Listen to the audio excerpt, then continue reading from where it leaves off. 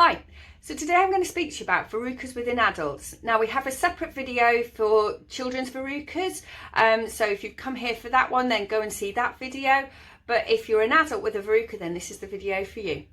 So essentially verrucas are HPV viruses. Now there are many different strains of HPV virus and they all have different preferences for different parts of the body. So within the feet we call them verrucas. Now there are a few different strains that do affect the feet, and so it is possible to get verrucas at more than one time in your life depending on which strain it is.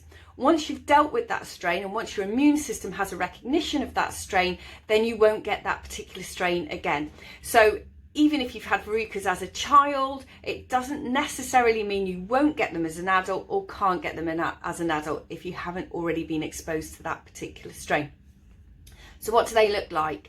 They tend to be quite kind of lumpy areas, which instead of having nice lines like fingerprint skin, tends to be quite dotty and lumpy looking. Now they can come in clusters, they can come in singular, like sort of sole ones, depending on the strain and how progressed the actual sort of strain has taken hold on your foot. So how do you catch them? Anywhere you go barefoot, so where other people have gone barefoot, essentially you can catch them from those areas. So things like gym changing rooms, shower areas, communal sort of places where you're going barefoot basically. If your child has them and you've never had that particular strain before, then yes, you can catch it. So again, if you have children with verrucas, please be mindful within your sort of household hygiene, shower trays, baths, etc. like that. What to do if you have one? Well, for the majority of people, they don't really give them any problem. It's more of that kind of knowing that you have one that people dislike the most. They just don't like having them on their feet. Health-wise, they're no real risk to your health whatsoever. You know, they're not going to cause any real problems like that. So you don't absolutely need to get rid of them. They can live quite comfortably on you, causing no problems for many years. And they're very, very good at doing that. And this is where they differ to verrucas within children. Your immune system as an adult works rather differently. In some ways it's much cleverer because it's been around longer, but also the verruca has, it's more savvy about, well, your immune system is more savvy about what it needs to do and what it doesn't need to do. And the verruca has ways and means of hiding itself, if you like, in plain sight of your immune system.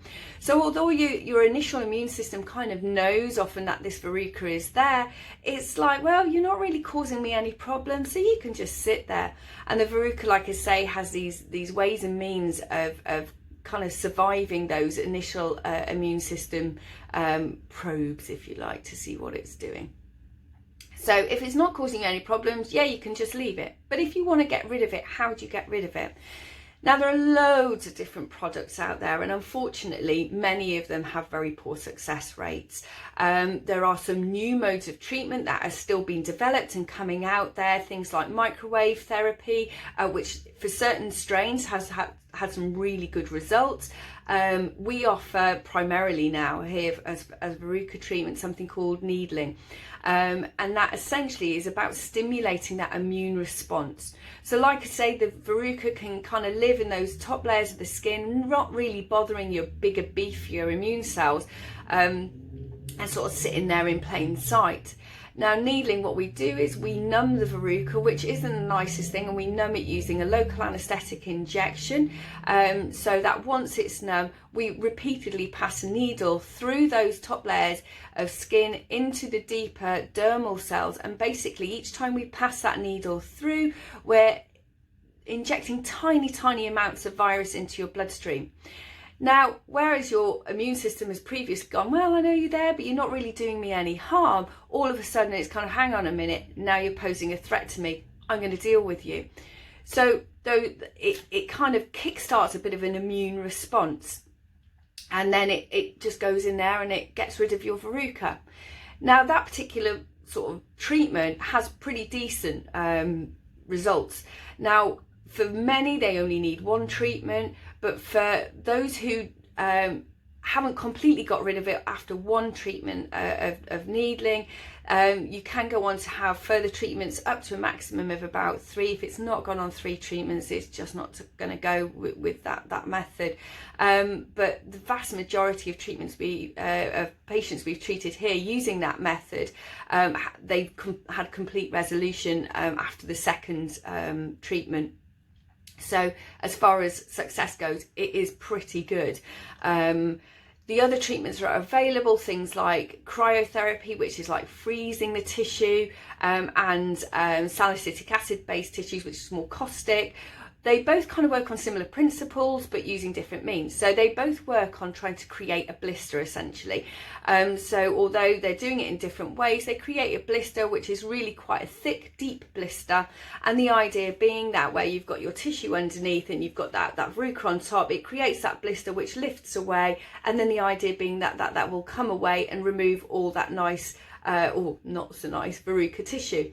Now verruca tissue unfortunately doesn't live in this nice kind of flat sort of form. It's very like lumpy. It has different layers, different heights, and so as you remove that tissue you can leave tiny bits of virus behind, and then they just go on to replicate and you're right back at square one again. So it'll look good initially, but then it kind of comes back, and because you haven't initiated that immune response, your immune system, which is your beefiest thing, is still none the wiser that this is causing any real issues to you.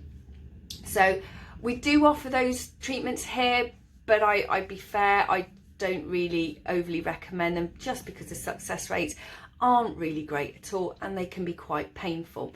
Whereas with the needling, the only painful part of it really is the actual anaesthetic, and there can be some discomfort afterwards, but we're talking just a bit of mild discomfort for a few days after.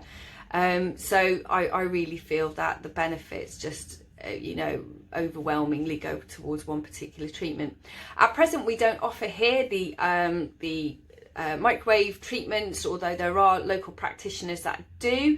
Like I say, there are new treatments being evolving all the time, which is a really, really good thing, because there is a lot of pressure on us as a profession to be moving away from things like the freezing and the caustics, because they can be pretty serious when they're used, and say success isn't great with them.